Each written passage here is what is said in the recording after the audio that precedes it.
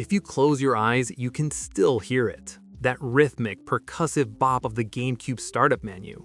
But for a certain generation of dads, that sound was immediately followed by an orchestral swell and a narrator shouting one word: Melee. In 2001, Super Smash Bros. Melee didn't just launch a console, it defined it. It took the experimental fun of the N64 original and turned the dial up to 11. It was faster, prettier, and deeper than anyone expected. It was the game that proved the GameCube wasn't a toy. It was a high-performance engine for digital chaos. Welcome back to Retro Dads Gaming. Today, we're talking about the perfect sequel. We're diving into the 20-month development miracle, the legendary C-Stick debates, and why 24 years later, this game still has a competitive scene that puts modern titles to shame. Grab your Wavebird controller, let's talk Melee. To understand Melee, you have to understand the pressure Masahiro Sakurai was under. He had just 20 months to take a 12-character party game and turn it into a flagship masterpiece for the GameCube launch.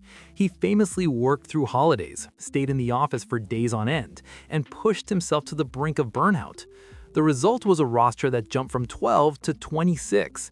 We got Bowser, we got Peach, we got the clones like Falco and Ganondorf. But most importantly, we got a game that ran at a rock-solid 60 frames per second. In 2001, that level of fluidity was unheard of for a 4-player brawler. It made the N64 version feel like it was running through molasses. Melee was the speed of life, and for us as teenagers or young adults at the time, it felt like the future had finally arrived. Let's talk about the C-Stick. If you played Melee with your buddies on the couch, the C-Stick was for easy smash attacks. But if you were a pro, the C-Stick was a point of controversy. In single-player modes, the game actually disabled it. But Melee is famous for something much bigger: Emergent gameplay.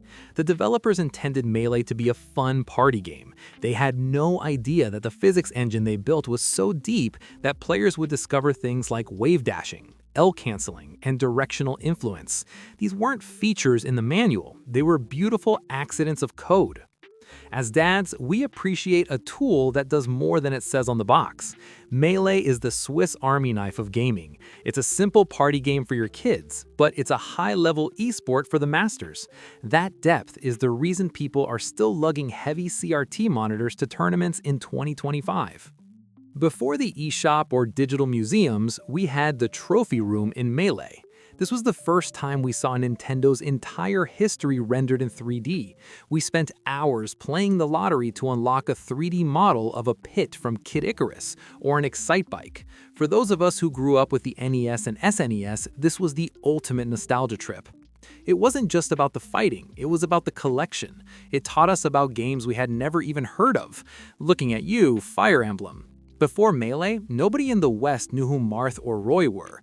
This game single-handedly saved franchises and introduced us to the wider world of Nintendo. It felt like owning a digital museum of our childhood. We can't talk about the GameCube era without the Wavebird. As dads, we remember the golden age of cord tripping. If you had 4 friends playing Smash, you had 4 wires stretched across the living room like a laser security grid.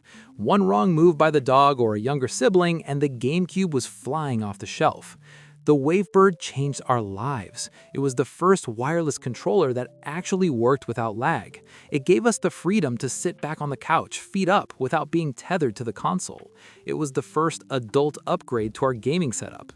To this day, the Wavebird is the gold standard for wireless tech. If you still have one that works, you're sitting on a piece of gaming royalty. Fast forward to today. You fire up Melee on the Wii or the original Cube to show your kids. Here's the thing about Melee. It's unforgiving. There's no auto ledge snap. There's no easy recovery. If you fall off Final Destination and you don't know how to up B correctly, you're done. Showing our kids Melee is like showing them how to drive a manual transmission car. It takes work, it takes dad reflexes. But watching them finally land a Falcon Punch or figure out how to use Pikachu's Quick Attack, that's a proud dad moment. It's not just a game, it's a lesson in precision and timing. It's a way to show them that sometimes the old games are actually harder and more rewarding than the new ones. In 2008, Brawl came out. In 2014, we got Smash 4. Then we got Ultimate.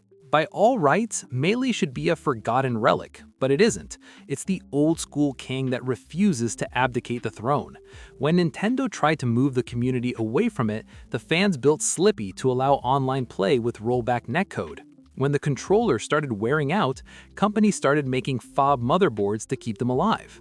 As dads, we love a fixer-upper. We love the classic car that still runs better than the new hybrid.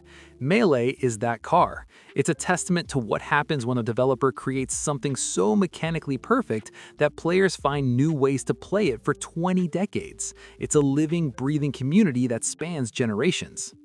Super Smash Bros. Melee is more than a disc in a purple box. It's the sound of 4 friends in a dorm room. It's the memory of the Mewtwo unlock that required 20 hours of playtime. It's the game that turned the GameCube from a failed experiment into a legendary console.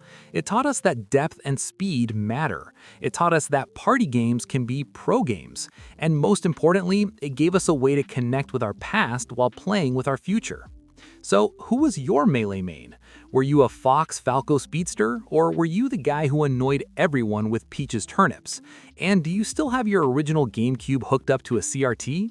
Let's talk about it in the comments. Don't forget to hit that like button and subscribe to join the Retro Dads gaming community. We're keeping the GameCube dream alive one smash attack at a time. I'm Retro Dad, and I'll see you on the Great Bay. Stay retro.